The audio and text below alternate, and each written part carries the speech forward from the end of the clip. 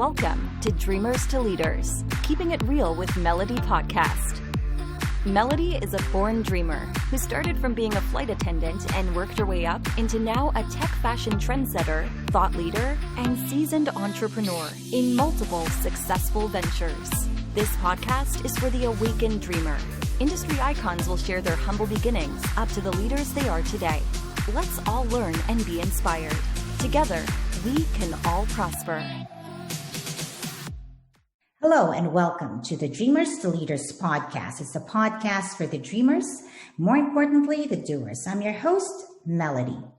Joining us here today is a neuroscience researcher, and he is the creator of NeuroWisdom 101. He is the leading expert in spirituality, communication, and mindfulness techniques. He authored 14 books, and one of his books called How God Changes Your Brain was actually chosen by Oprah and is now listed in the must-read books in 2012. He's also a member of the executive MBA faculty at the Loyola Marymount University. Ladies and gentlemen, help me welcome Mark Waldman. Hey, Mark, welcome to the show.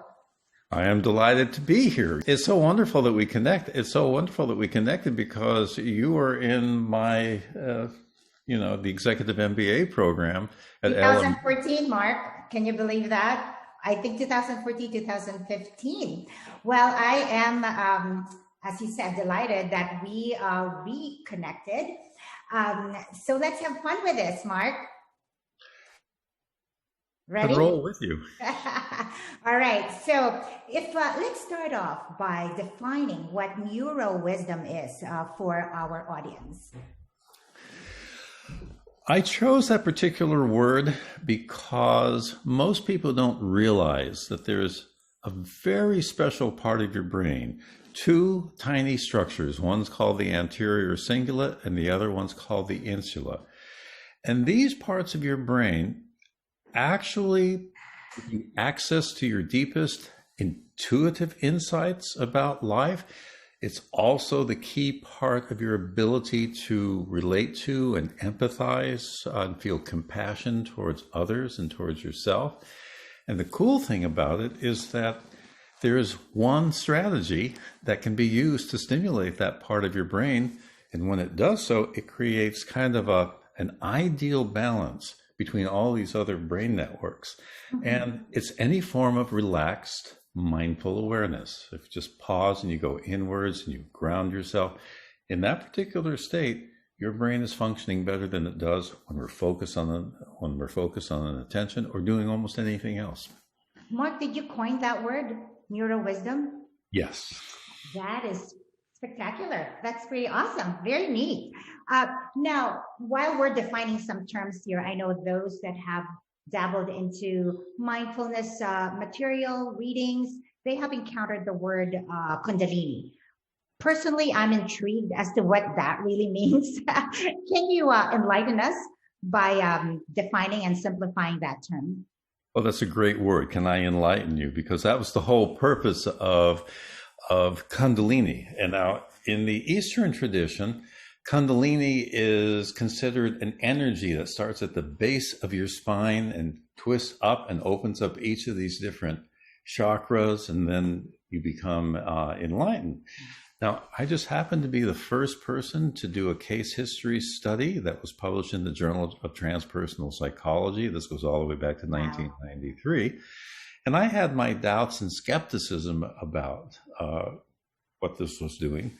It turns out that when you engage in incredibly powerful, deep meditations, like maybe intense chanting with music, you can enter altered states where you pretty much suspend everyday consciousness, and it opens up a part of your brain, which we'll call the default mode network or your imagination network.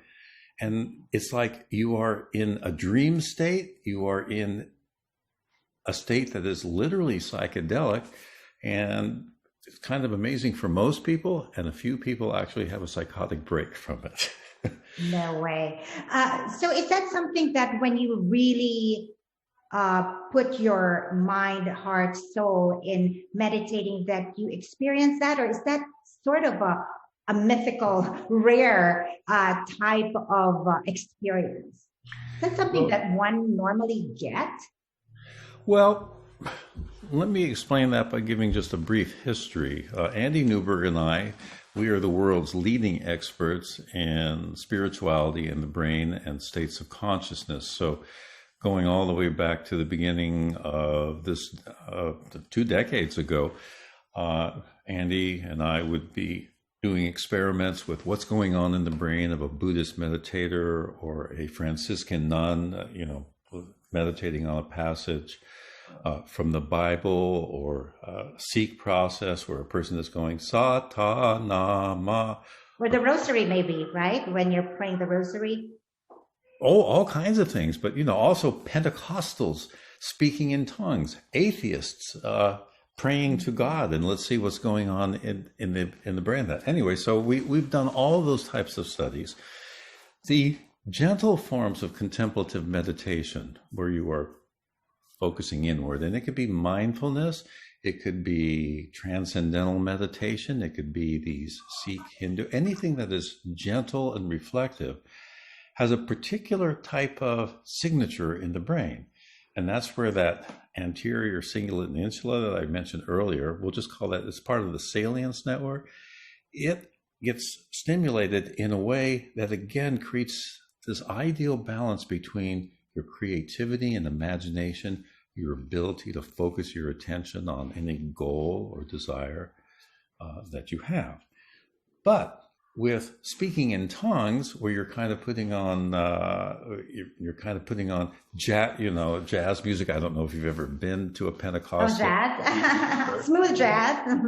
It's utterly amazing, because everyone in the room, 1,000 people, are sitting there just putting themselves, dancing into a trance state, and then some people begin to speak in tongues, and others fall over, and others catch them, and you're letting the Holy Spirit move through you.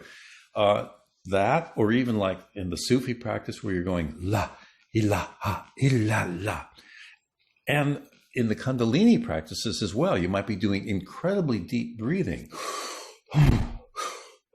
and in 11 minutes you start to hallucinate, and it's almost the opposite effect on your brain.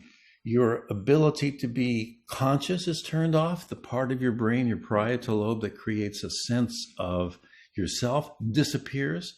And there's virtually no you, no me. You kind of become immersed in the experience. When you do these more intense meditations and they shut down, it basically, your whole belief system is suspended. So you're in a state where you're kind of free of the way we normally think about ourselves in the world. And sometimes when you come out of that state, that's where you have those profound aha experiences. It's like, oh, wow, I just saw myself and the world and the universe in a totally different way. And that can be life transforming.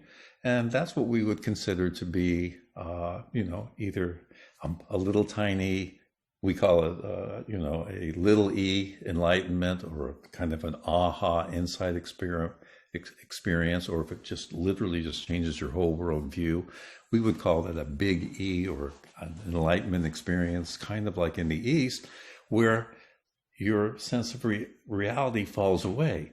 See, our brain puts together a view of the world that actually is quite different from how reality actually is. It doesn't care. It's like if you think about a bee or a fly that has, 1,000 different eyes and whatever else, they're seeing a totally different reality than we are, but it's very functional for that creature. Right. We too have a different reality. So the question is, can you enter a state where you can get outside of your mind to see what actually is there? In one sense, we don't think that's possible, but you can catch glimpses of it. And to do that, you have to be willing to suspend your belief system about everything. So I had the privilege of being in your class, right? Is it the NeuroWisdom 101 class? And I remember I was the nerd that devoured all the materials. I was really seriously engrossed with with all that 58 days of challenge of really opening up to this new world that you introduced us. So thank you, Mark, for that experience. And I specifically remember the exercise your introduction on this technique on mindful yawning. Yes. And the bell. And the mindfulness bell, and how by doing so helps maintain the health of your brain. Can you share with us more about that powerful technique? Yes, we came up with this when I was putting together the book with Andy called How God Changes Your Brain. Mm-hmm. I began to come across a whole bunch of research that yawning is a particular framework that helps your brain become highly focused. You have to be very deeply relaxed to do that. But think about it. What does every dog and cat and even every bird do the moment they wake up? Whether it's a lion, or an opossum. I mean, you can go to YouTube and you can see that almost every type of mammal, when they wake up, do this incredible stretch and they yawn. And what the yawn is doing, it's a thermoregulatory mechanism. When we're coming out of a deep state of sleep, in that kind of dreamlike fuzziness, this part of your brain, that imagination network, is incredibly active. But in order for us to do anything, for me to pick words out, to speak to you, to get out of bed, to brush my teeth, to do anything, I have to turn off that incredible imagination because it can go everywhere. It's going 30 times faster than we could possibly make sense of consciously. The yawning basically is increasing cerebral blood flow, and wherever your brain is overly active, overly busy. So for example, the same thing is true for anxiety. Anxiety is part of your imagination network. This is the part of your brain saying, oh, maybe this is going to go wrong and maybe that will happen. It's generating all kinds of possible things that may or may not happen in the future. It has nothing what to do with the here and now. And if there is a problem in the world, you can't be caught up in your imagination. You have to be present right now to deal with whatever the problem is. So the yawning basically brings cerebral blood flow, and it's kind of like a radiator in your car. Your engine, where the engine gets overheated, too much neurological activity literally generates heat. So if you're angry, for example, that too is part of the fantasy part of your brain. You are literally hot-headed. So a yawn will slow that down. It also, anytime there's a neurological disorder like multiple sclerosis, or having what am I calling it? Migraines, even seizures, it turns out that the brain is designed to do a whole bunch of yawning, and temporarily most neurological disorders can be suspended. So we had a person one time who actually used yawning to get rid of daily minor seizures. But the other thing about yawning, you cannot get into the state of relaxed mindful awareness if there's too much physical tension going on and if there's too much mental activity going on. And of course, for the executive MBA program, we discovered that somebody who's running a multi-million-dollar company, they're not going to sit down twice a day and do a 20 or a 40-minute meditation. We couldn't even get all of our students to commit to 5 minutes a day. But we did find out that a very busy executive is willing to commit 60 seconds once a day, maybe even once an hour, to simply pause for a moment and maybe do a 10-second mindful yawn or a 10-second super slow stretch, or even just thinking about what is my deepest, innermost value. And by focusing on that, 90% of our students over the 8 years that we taught this particular program, they reported that their stress levels went down and their work productivity goes up. Mm-hmm. Now, I would love to guide you and everyone who's watching this through the actual experience, because these are just words. So 3 mindful yawns can put you into that state within a minute or two, where you can have these profound intuitive insights about anything and be so much in the present moment that you can make better decisions about anything, but it's going to suspend everything that you're doing and thinking about right now. Can I guide you through that? Let's do it. Now, what I mean by a mindful yawn, because the other thing is that normally mindfulness practice, you have to go through 8 weeks of class with, again, those 20 to 40 minute practices every day. You don't have to do that. Our new research shows that you literally only need to do 10 seconds of mindfulness a couple times an hour throughout the day, and you'll have far more valuable effects in the workplace. So you can just do a few mindful yawns or a stretch, and you'll be able to communicate better with your spouse, with your kid, with a colleague at work, and you can solve problems much more quickly if you're all doing the yawning together. Love it. So pay attention to where the first yawn begins. We'll do it with eyes closed. That helps your brain to turn inward. Pay attention to what that yawn feels like as you yawn. And then after you've yawned, just sit there and notice if there's any shift in your mental state or mood. For some of you, you won't notice anything. And for others, particularly since Melody had experience with this, might already go into an altered state. So I will do it with you, and it will change the mental state and mood that you're currently in. So everyone, close your eyes, and let's do our first mindful yawn. I'll just use a bell as a reminder.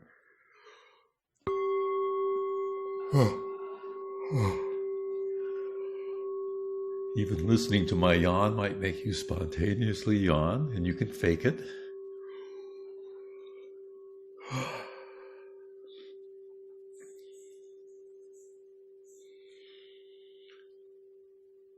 So tell me, Melody, do you notice anything from that first mindful yawn? It truly is relaxing. I think you can see it in my face too. How there's that softness, I think, in the eyes and maybe even the voice, right? So it truly relaxes. So as you are describing this, have you fallen out of that state of relaxation? I was just no thought, just experiencing. But what about right now? So you see, we step into that state, but the moment we start talking about something, we've stepped out of that state and we're back into everyday consciousness. This is your central executive network. That if you put your fingers here, that's your dorsolateral prefrontal cortex. And this is where it pulls up memories from the past, finds the words to speak. But when that's turned on, that state of relaxation is turned off. So let's do a second mindful yawn, because what I'm going to do is, after going through 3 mindful yawns, we can have a conversation in a very different way. And all of you who are watching this video, you'll actually be hearing us in a different way than you normally do. So I want to put you in that state of relaxed, mindful awareness that normally takes 8 weeks of training, but we're going to do so in 60 seconds. So everyone, let's do a second mindful yawn.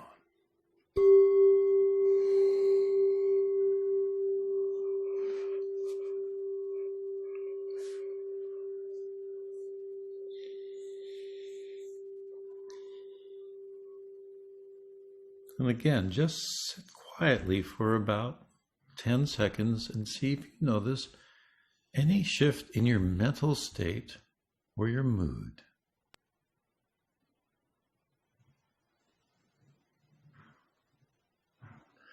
Do you notice anything different this time, Melody? Really peaceful, no stress, and anything physical that was kind of here, I don't know, it was like lighter. I feel lighter. Just pause right there. Did you notice the difference in how you were speaking and your facial expression? Totally. No, for sure. This is something I think really invaluable, having that super brief moment where you can alter alter one's mood, right?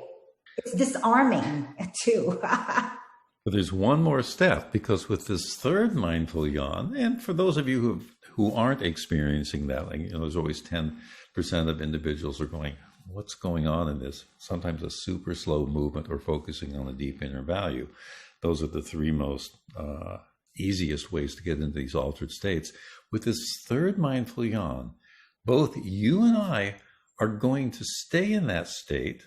We'll open up our eyes and stay in that state. And we'll let our intuition select whatever words there are. And a different kind of spontaneous conversation will emerge. Shall we do that? Let's do it.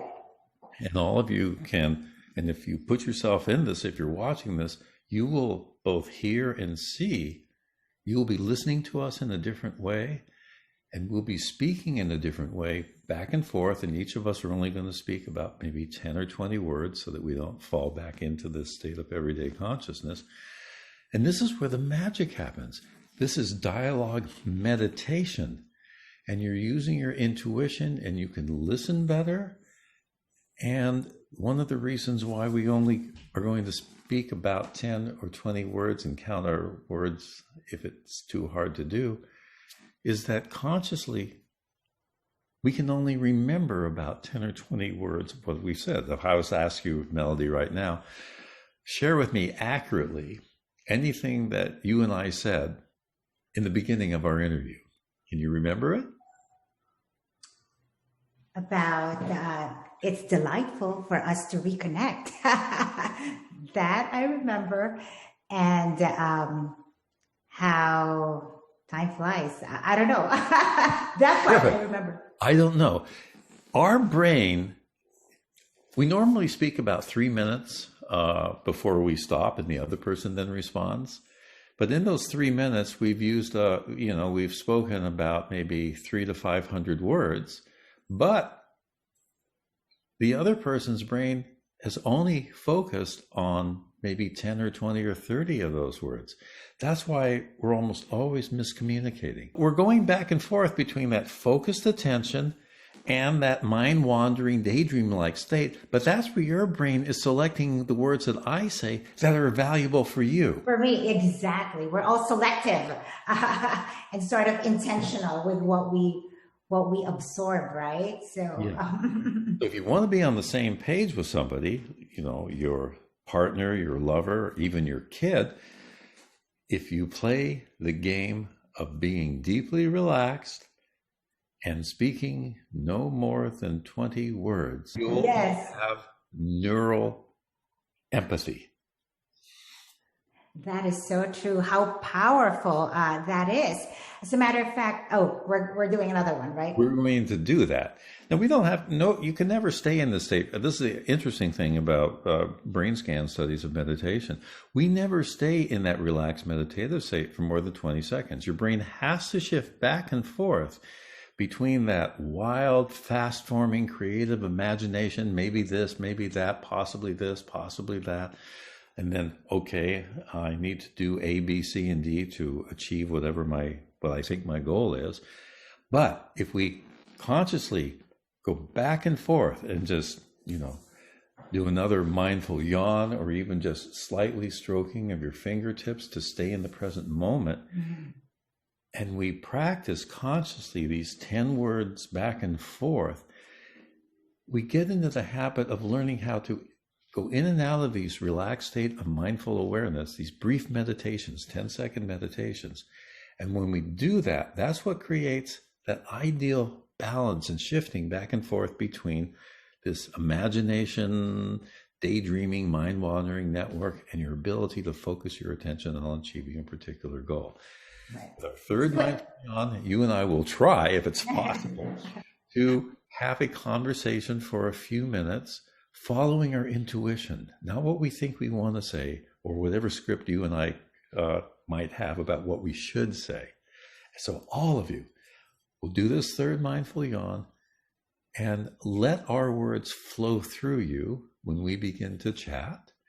And Melody, you and I will each speak about 10 words. We'll go back into a mindful yawn or a relaxed state listen deeply to the other person, and we'll both be incredibly surprised at where this spontaneous conversation takes us. Third mindful yawn, everyone.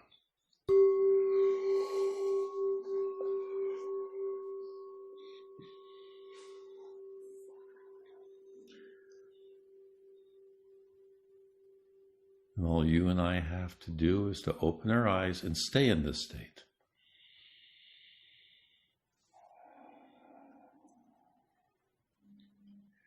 Just what's the first thought that comes to your mind in this state? Not what you think you should say, but what just kind of flows into your consciousness from wherever.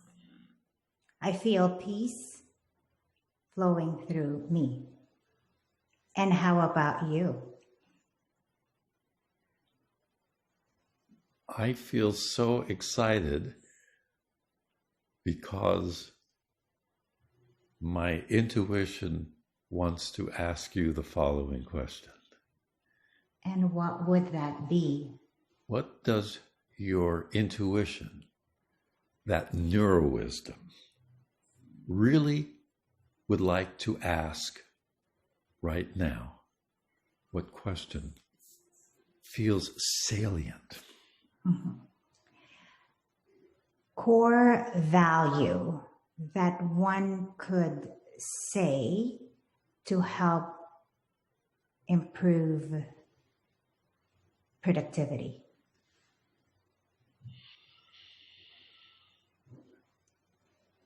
Let me ask you and myself, and ask everyone who's listening to this, to go back into that deeply relaxed, mindful state and ask your intuition, what is one of your deepest, innermost values? And see if you can find a single word that captures something that is like essential to your being.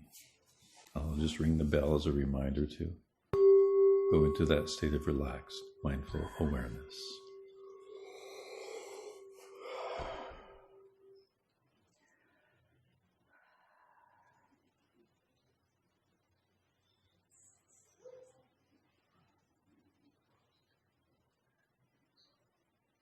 What's the first word that comes to you? Happiness. Kindness? Happiness. Happiness. Happiness. What came to me was pleasure. And both of us and everyone listening, just take a moment now and savor happiness, pleasure, and whatever word came to your mind. So we'll all know that we're doing this together. It's kind of cool just to think that we're all pleasure, happiness, peace, excitement,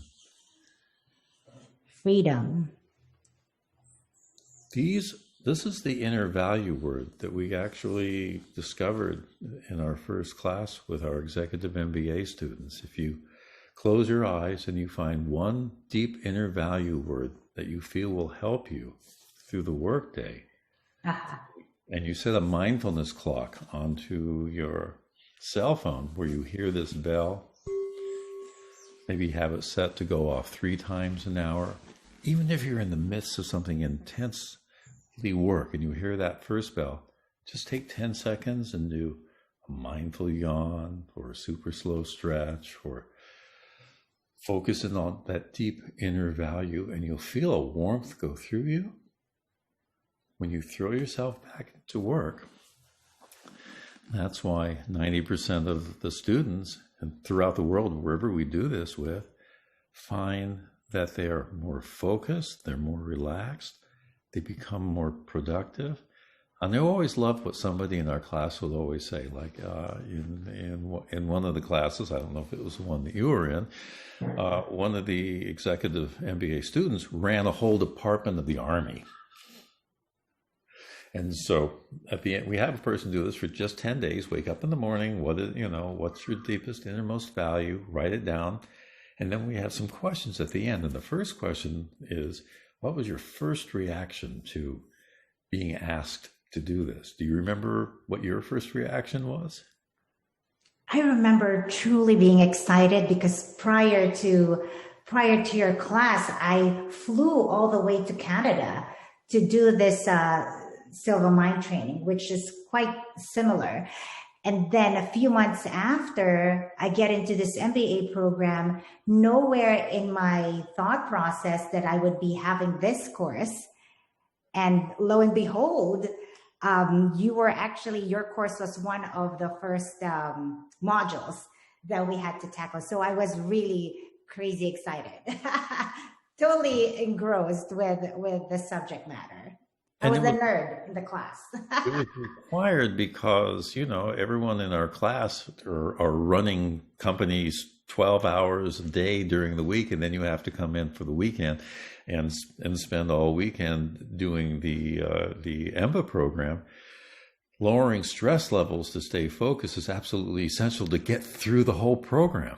So I became required, but there was always somebody in the class, like this person who ran this Army department, who said, "What was your first reaction?" And he said, "What kind of BS?" And I don't think he meant brain science.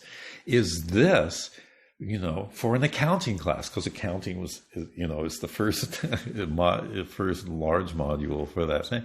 But he said, and after 4 days, I felt such a shift in my awareness and my ability to focus. And he said, every MBA student throughout the world should be taught this exercise. Actually, I could still remember there's maybe more than half of the class that really had like a heavy pushback on the subject matter. And they were like totally bewildered, like, why on earth are we doing that? So that is so true. That is very accurate. And in my head, I was listening and watching how these people are like opposing, really almost rebelling that they didn't go to this MBA program to get into this type of module. After a few days or weeks, some took longer to really embrace the concept, but finally they were able to turn around and understand why this is actually invaluable. We found out after 10 days, 90% of everyone in the class said this is really cool and great, and certainly was relaxing in the busy part of our first day. But what about the other 10%? Well, then we have them just do a super slow roll of their head. You take a full 60 seconds.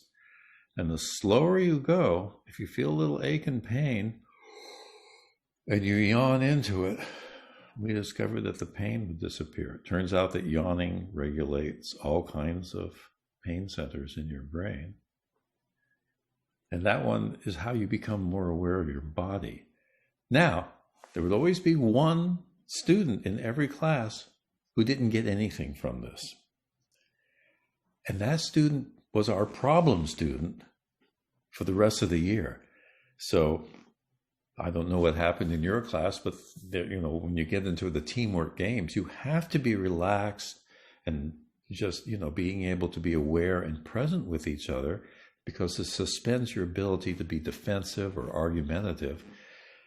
And this was so successful that the dean of the business program asked me to tell all the other faculty members who that one student was, because we knew that was going to be a problem student. They were just so wound up and so tested. And so we would give that student extra attention so that they can not be overwhelmed by their own negative thoughts or feelings or stress or anxiety. Wow. And I think I know who you're referring to. Well, it was a different person in each class. But again, here we've been, we enter that state, you come up with an interesting question, values, we savor that values. Now we're talking about it, but probably from a different state. All of us, now we just yawn and stretch and relax. We come back into the present moment. But you know what, Mark, I think also part of the reason why that technique works is how when you're yawning, you're really taking in a lot of oxygen. And as we know, oxygen is the food of the brain, right? 4 minutes without it, you're dead. 4 minutes and your brain dead, and another 4 to 6 pure minutes. Pseudoscience, not true at all. Not true. It's increasing cerebral blood flow. Oh, so it's not the oxygen, it's the blood. No. See, we've all been body focused most of the time. So people think about bringing oxygen into the lungs and getting the oxygen through the blood and everywhere else. No, this is the cool thing about neuroscience. It always points out a different and better solution to most of our problems, because we just didn't ever know prior to 1998 what was going on in here. I mean, this whole brain network theory is only a few years old, where you can actually, through a single mindful yawn, and becoming aware of what that mindful yawn feels like, you've just reset the activity in these different networks in your brain in a way that allows you to talk better, connect better.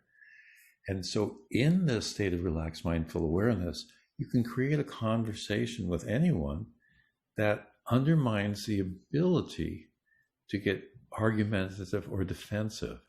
So as you remember, the next module of what I would taught was compassionate communication. We pair everybody up to sit with each other, and you had to keep talking slower and slower and slower and listening, just to have the experience that we've never been taught how to speak or listen in a way that creates a neurological connection with each other. That is actually my favorite topic amongst, there were a lot of takeaways truly, but that brain-based effective communication really, till today, I still have my notes. It's in my phone actually, to make sure that I could always literally go back, because I find it really A, simple, B, quite easy to teach, even to my kids. But I really find it very effective. Even dealing with, let's say, difficult clients or team members or what have you. And because this was so amazingly, it blew all of us as faculty members, it blew us away. It's like, wow, you really can create better connection with another person with a single mindful yawn, or super slow stretch, or a deep inner value, or just pulling up a pleasant memory. And of course, all of this is evidence-based, brain-based neuroscience, a lot of it from our own research. And it was so effective that in our last 2 years of teaching this, before we retired from it, this became our textbook, which is called NeuroWisdom. And so everything we're talking about is the application of these brief relaxation, mindfulness, and communication strategies to bring into the workplace. But you can also bring it into your home. Like with kids, for example, we talk to our kids way too long, and their brains can only remember 10 words. If you sit down and you tell them, I'm only allowed to speak 10 words, then you speak 10 words, they light up. And you can actually get your kids to feel listened to for the very first time, and you can actually get them to change behavior. So that book, it's available on Amazon, right? The book is available on Amazon, but reading exercises and whatever else in this particular form becomes a very passive activity. There's another thing that we developed at LMU. It's called brain-based experiential learning. So just like in speaking, ideally, if it's important, we speak maybe 10 or 20 words, pause, the other person responds. That's the only way we know if we're on the same page. The same thing with when reading anything. You should not read a book from cover to cover. Start scanning any type of book you want to scan. This was our other textbook, for the class that you've got different chapters on. This is the communication strategy. Instead of reading it that way, so we didn't assign anything specific. It was like, okay, Just scan through it. What do you find interesting? Oh, that's an interesting paragraph. Okay, read that paragraph, then close your eyes, yawn, stretch, and relax, and let your intuition absorb what's important and skip anything that you find uninteresting. What an incredible form of teaching to say, hey, everybody's brain chooses what's important to it to learn. You can give them the book, you can listen to my lecture, but just pause after even reading a single page and close your eyes. And everyone, I'd like you to do this for a moment and ask your intuition, what have you found to be the most interesting or valuable or useful in anything that we've been talking about, for the last half hour? And see what your intuition says. And the teacher should do this as well, too. What comes to your mind? What have you found to be the most uniquely valuable to you? Oh, for me, it truly reduces stress. And with one of my value would be health, being healthy, mind, body, spirit. Having to still contend with running a businesses, running a team. There's going to be all these factors that you can't control. But once we have this mindful techniques that we use, it truly helps with reducing anxiety, or maybe even eliminating a negative stress, right? Now, everybody else who's listening, this is the cool thing, and we even did it in our classroom. I would lecture, or I would show, a PowerPoint presentation. I'm sure you remember that neuron that it imploded because it had too much stress. But that one actually caused a lot of people to say, well, maybe I'm really going to experiment with these strategies. Everyone listening to this has probably come up with a different insight of what they found valuable. And the really cool thing is, a lot of you, or in any class, will come up with insights that had nothing to do with what I said.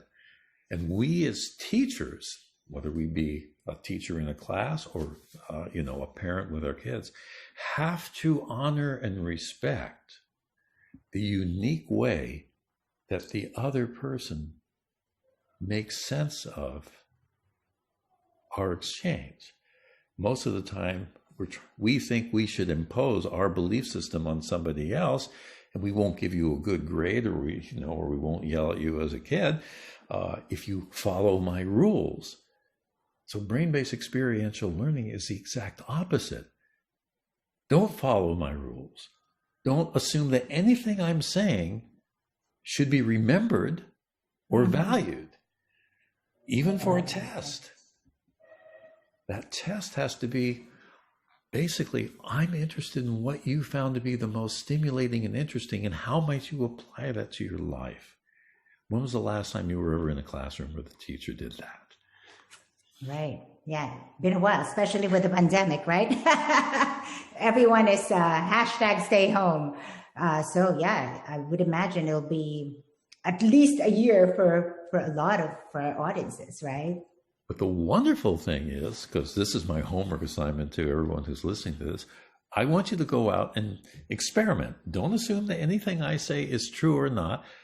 Go teach somebody else how to do 3 mindful yawns, and to have this intuitive dialogue back and forth in 10 or 20 words. Every time you do that, it'll blow you away. It'll be a unique experience, but you'll also see you can build profound intimacy in about 4 minutes, even with a stranger, doing this. And that's the wonderful thing about Zoom, is that we can now take our classroom, instead of, teaching 30 students a year at LMU, and teach 300,000 students every year across the world. And to pass the power. Oh. So at first, for our listeners, it's okay. It's okay to think that at first it's silly, it's awkward, unorthodox and unusual way to think that something simple could really be powerful and effective, right? But that's really a major takeaway for anyone out there listening. Now, to answer your earlier question about the book, what we did instead, and what I recommend people get, it's called Money in the Brain. So we created a different type of program online. So each module has some of the information that's in the book, but like when I describe and show you the 86 studies on why yawning is maybe the most important and effective thing to do on a regular day, here's all the research and study and a written exercise of going through it. We know most people won't do so. But this product, there's a little audio button and you can push on it, and I will guide you through that experience. So you're reading about it, you're being guided through this particular experience, you're pausing, you're savoring it, you're choosing to write down what you find valuable. And if it's not valuable, throw it away.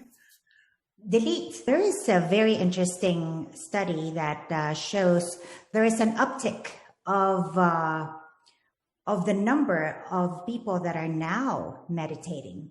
Before, meditation used to be just confined to people that are seeking, or the stigma that it's only for people that are seeking enlightenment.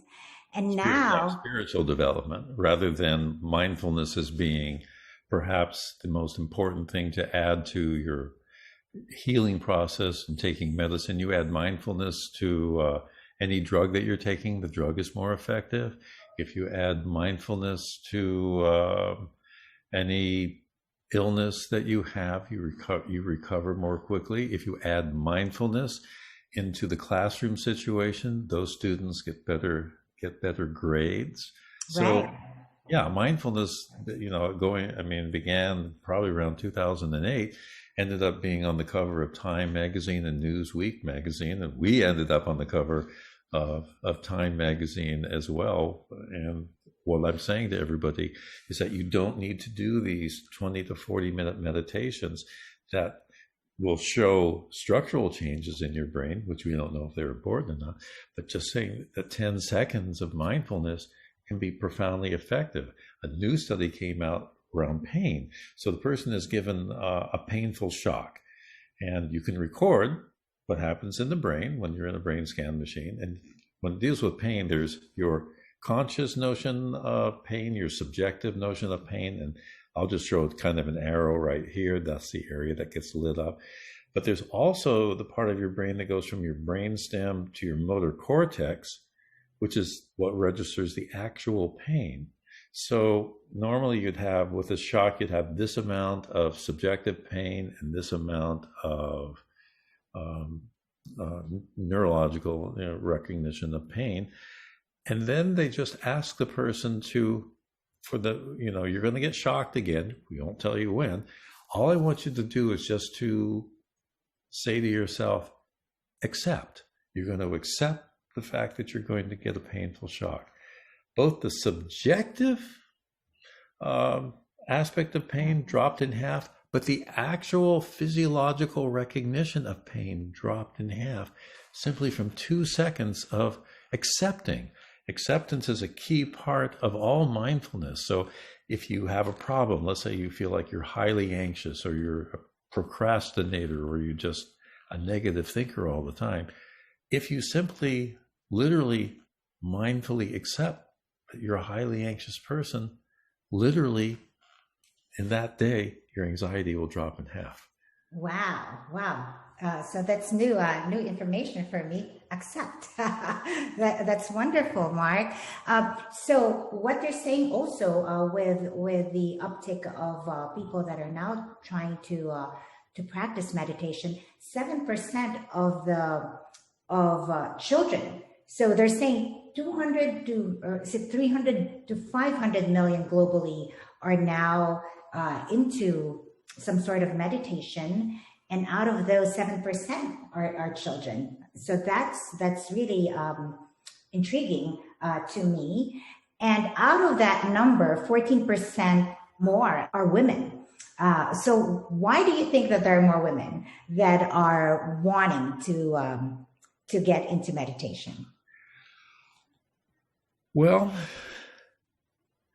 there's interesting research on the difference between male and female brains, and in fact, everyone has a unique brain, and it's very important to remember that you can have a male body and a female brain, that the hormones that develop in your brain development is totally opposite, which, by the way, is a wonderful way to look at multi-gendered perspectives. If a person has a male body but the female brain, they may feel like they should be more feminine, but society is putting them in a masculine role. And reverse. What if you have a female body, but you have a male brain? You'll be there's more testosterone operating up here. You're more aggressive. You might be more focused. You might be less compassionate.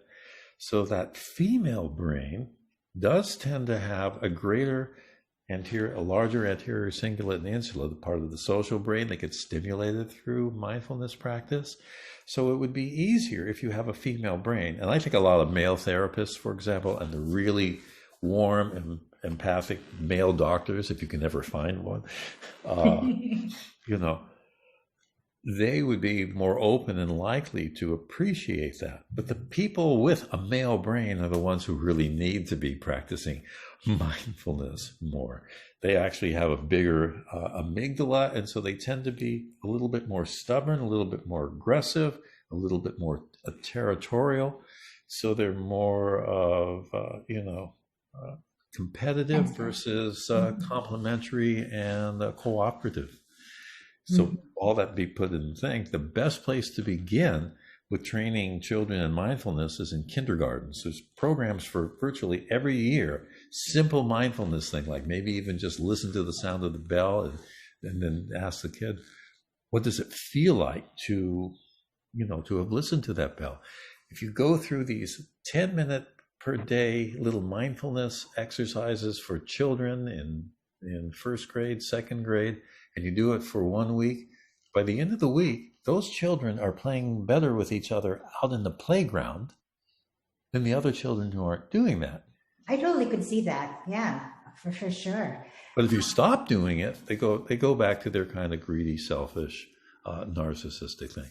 So in that young brain, it's neither male nor female. So to me, it makes a great deal of sense that we introduce our children to this as early as possible.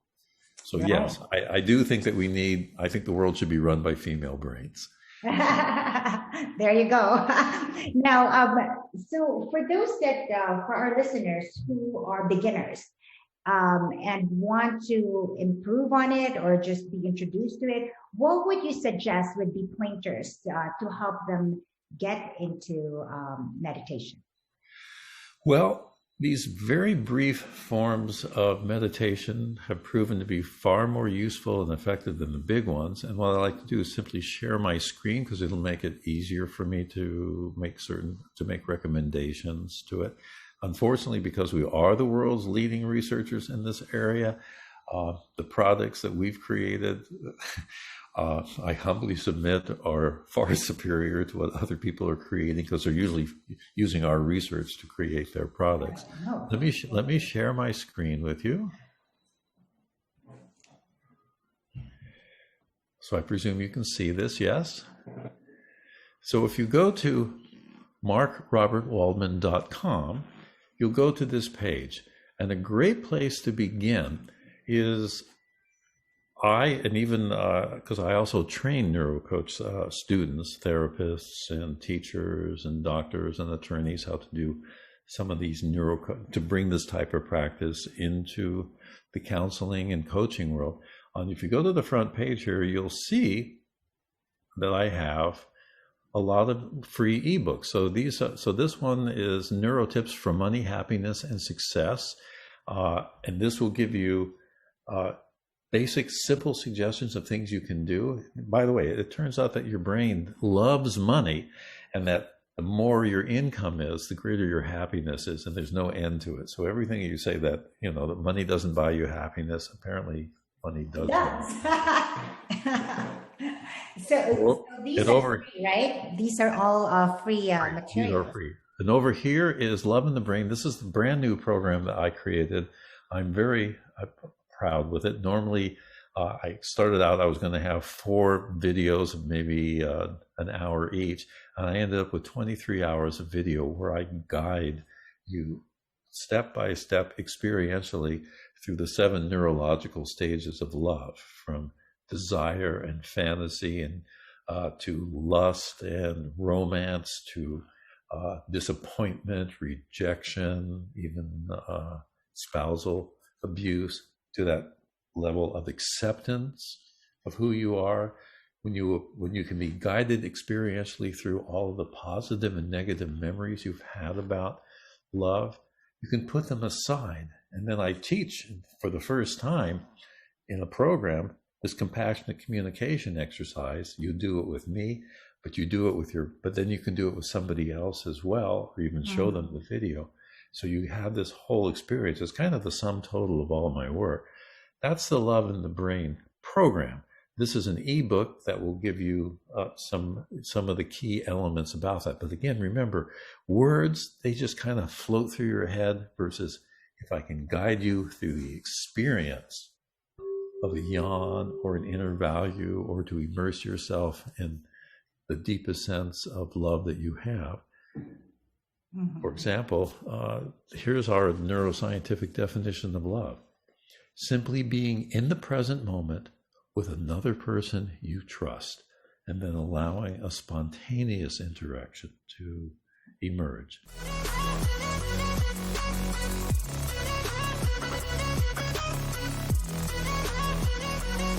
That way you're suspending all of your past experiences about love, which are going to hold you in the past and are different from the person who you're with. So there's a number of free ebooks. There's a whole section on them in NeuroCoach Press. This is one that I created specifically, me and some of our certified neurocoaches as well, on 26 strategies for you to specifically use during this COVID period of time. Because these brief moments of mindfulness, guess what? Will turn on 1,200 stress-reducing genes and about 1,000 immune-enhancing genes. And then for those who are interested as well, I have a whole coach training program. I do it twice a year. I only allow 12 students into my class, and and you're in it for a lifetime. There's over 120 videos, and we do 4 live conference calls every month. So for anybody who would like to be trained in these strategies to take into the educational world, the therapeutic world, the coaching world. You also asked about what would be the best program for mindfulness training. And so this is the Love in the Brain program. This is the NeuroWisdom program that I mentioned before, that has built in all kinds of audios and videos. The easiest program for begin to learning how to do these brief moments of mindfulness is called NeuroWisdom 101. Is that what we used Yes. back in the days? That's the one that we used? In class, correct. So it's there, it's available. So here's what I'm recommending. If you go to my webpage and any of these programs sound interesting to you, I want you to send an email to me. You can send it to my assistant, Oriel, at markrobertwaldman.com, and there's certainly a place to do it here. And just tell them that you are on this webinar with me, and we'll give you a 50% discount coupon to anything.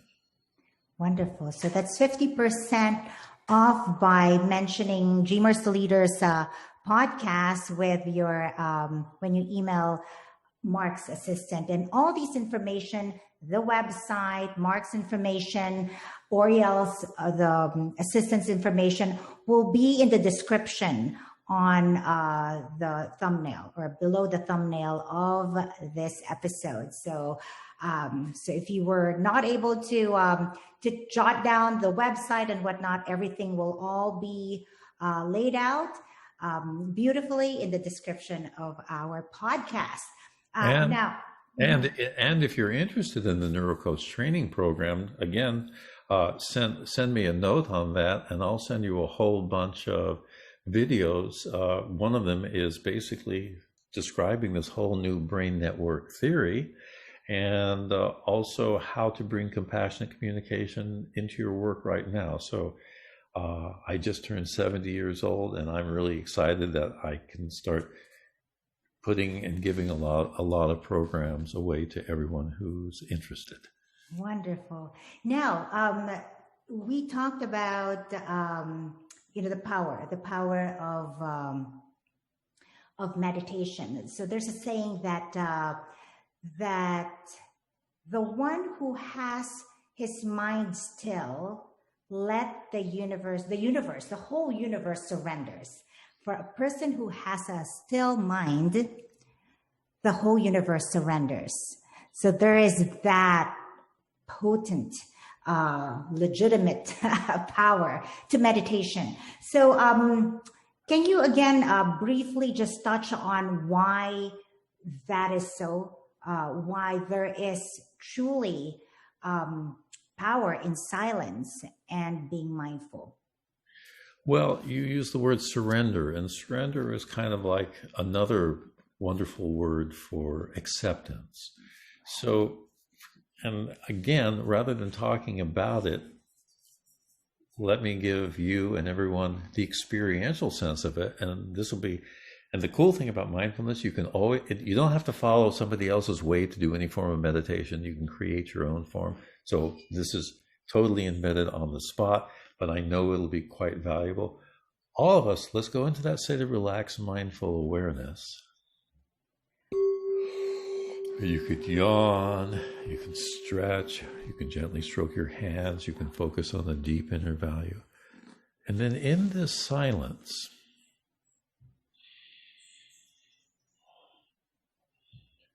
think about one of your own weaknesses. Think about a problem that you have, just briefly. And then in this state of relaxed, mindful awareness, you can simply surrender to it. Let that sense of weakness flow through you. So you're observing it. You're not caught up in it. You're not believing it.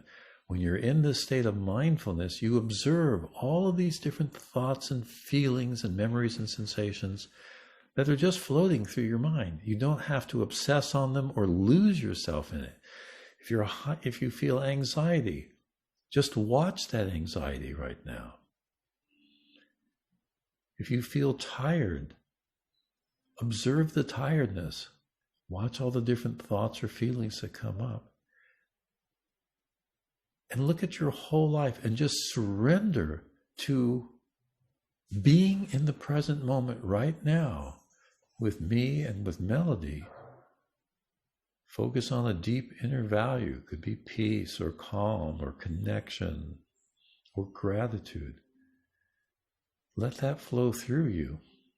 And here's the important part.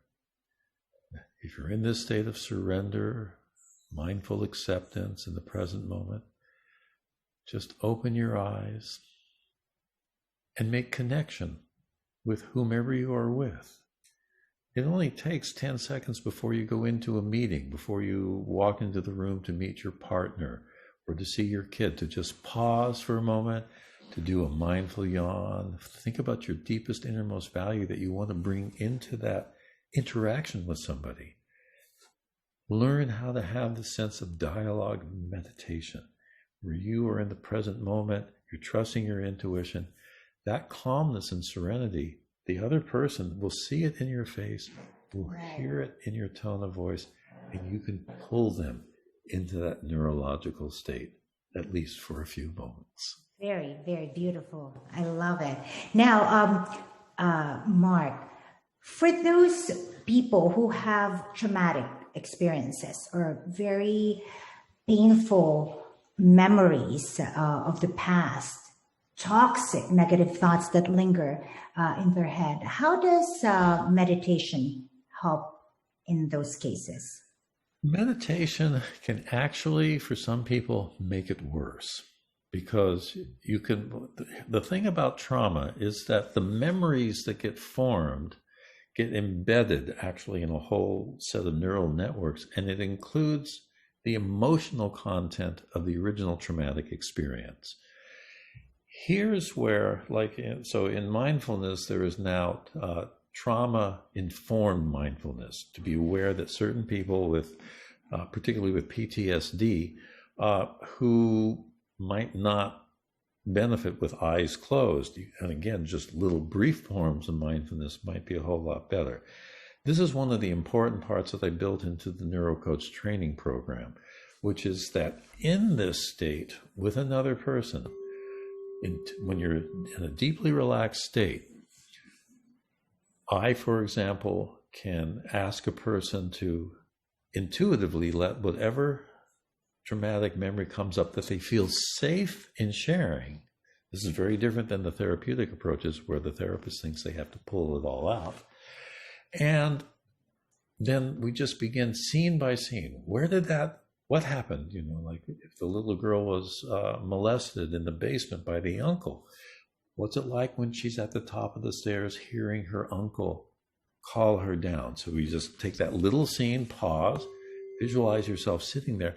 But while they're doing that, they might be holding a soft object or a pillow and they're gently stroking it. It brings a sense of pleasure into it. I might ask them to again yawn and stretch and come back in the present moment.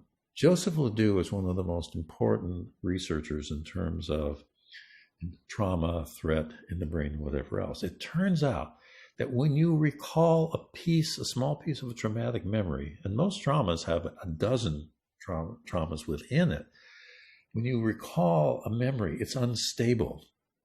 So if you do something that is incongruent with that traumatic memory, so traumatic memory is painful, emotionally painful.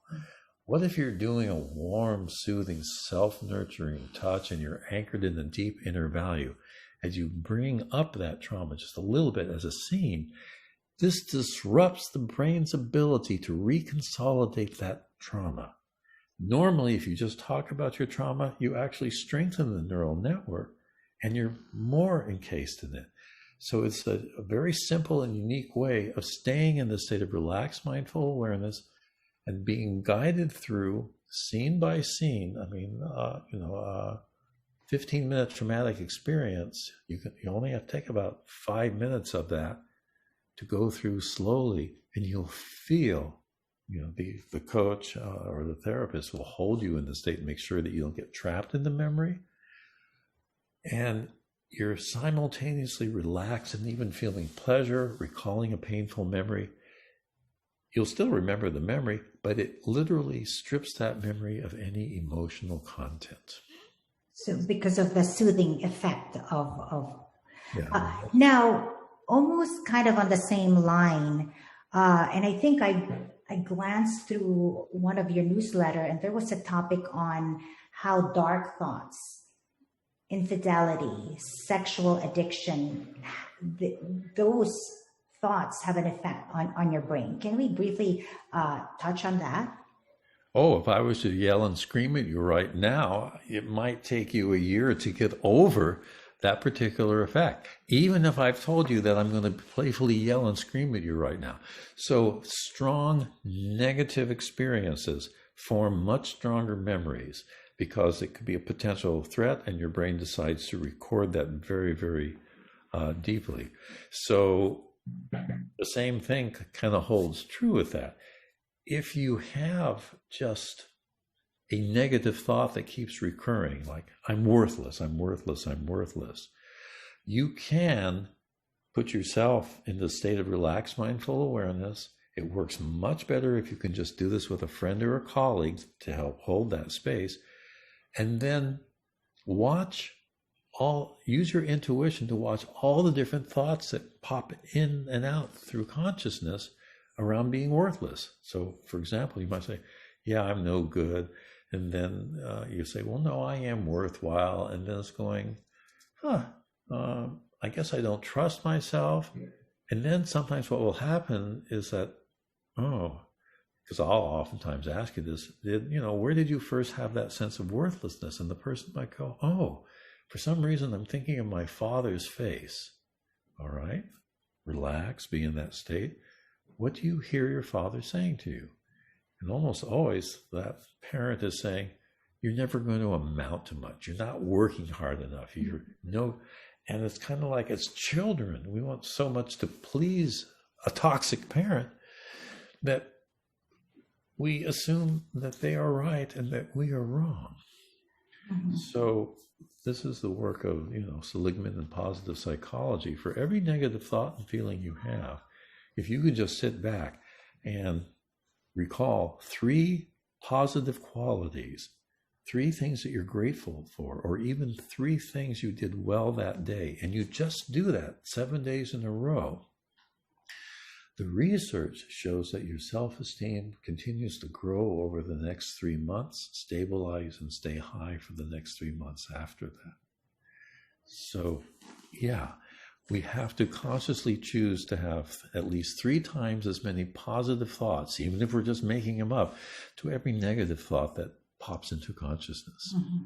So we hear a lot about the power of gratitude, like sincere appreciation and gratitude. So even with those thoughts and combating that with what you could remember and recall that are truly positive, that you're grateful for, helps, yes. Right? Yeah. And all of our brain scan studies and those of Richie Davidson's and others, focusing on doing a gratitude meditation or a compassion meditation, these are 2 of the most powerful, beneficial meditations you can do. Again, I'm going to overly emphasize the point that simply 10 seconds of a gratitude or a compassionate thought for yourself and somebody else, as long as you're deeply relaxed. So the yawning is to lower that mental stress, or the super slow movement to just relax the physical part of your body. You only need, at the most, 60 seconds of doing that is enough to make profound changes in your brain in the present moment, where you're regrounded, and then you can go back into your work or your relationships with a sense of, here I am in the present moment. I'm calm, I'm serene. And what I like about your teaching, Mark, is that with 60 seconds, there's something that you could effectively do to improve your day, to improve your mood, to improve your vibe. So for those that think it's overwhelming, that it's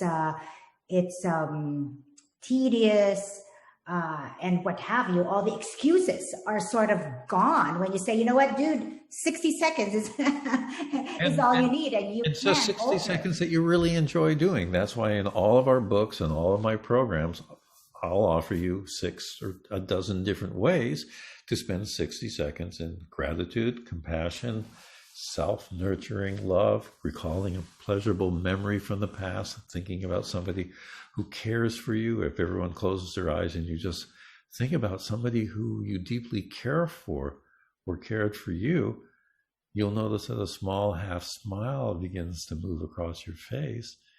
And then when somebody sees that small half smile, the brain scan research shows that you will neurologically trust that person. Wow. So imagine that. As a matter of fact, I think you will be proud of me because with it's been a long time since we had the class, but because I really thought that brain-based conversation was truly powerful, I had an acronym for it.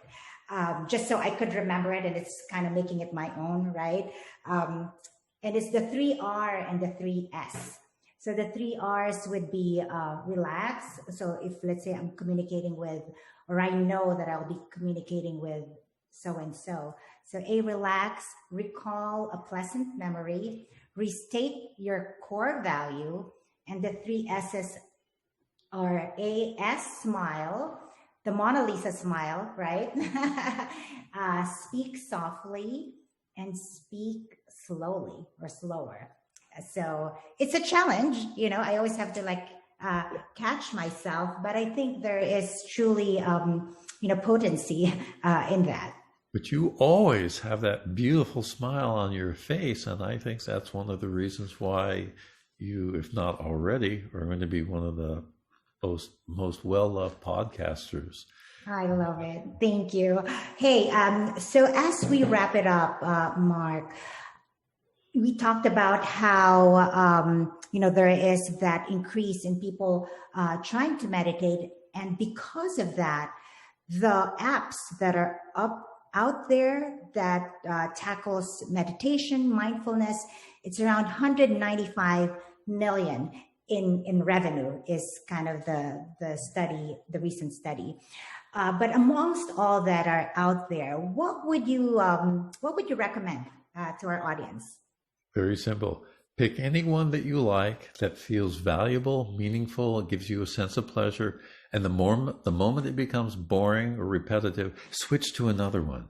Love it. Yes. It's the same thing around weight loss as well. Whatever weight loss program you find interesting and exciting in, you're going to follow until your brain figures out, I'm going to go back to my old ways. At that moment, go change to another diet. Doesn't matter what it is. So the benefit and the mistake that's been made in a lot of spiritual practices is that you have to do this kind of sata, nama, sata, and do that for the rest of your life if you want to be enlightened. No, if you want to have a healthy brain, I don't care that much about enlightenment. If you want to be in the present moment and just feel that sense of enjoyment of being alive, create your own meditations, change them all the time, experiment with everybody's different style, and only do it for as long as you feel as it's enjoyable and pleasurable, and then go do something else. Wow. So, hey, Mark, you've shared a lot of compelling, insightful, worthwhile, extremely valuable concepts and techniques to our audience out there. So it truly is a treat to share this to our listeners. So, so this wraps up our show. It concludes our show. Thank you again, Mark. And for all our audience out there, for all the dreamers out there, keep believing. You got this. Till next time.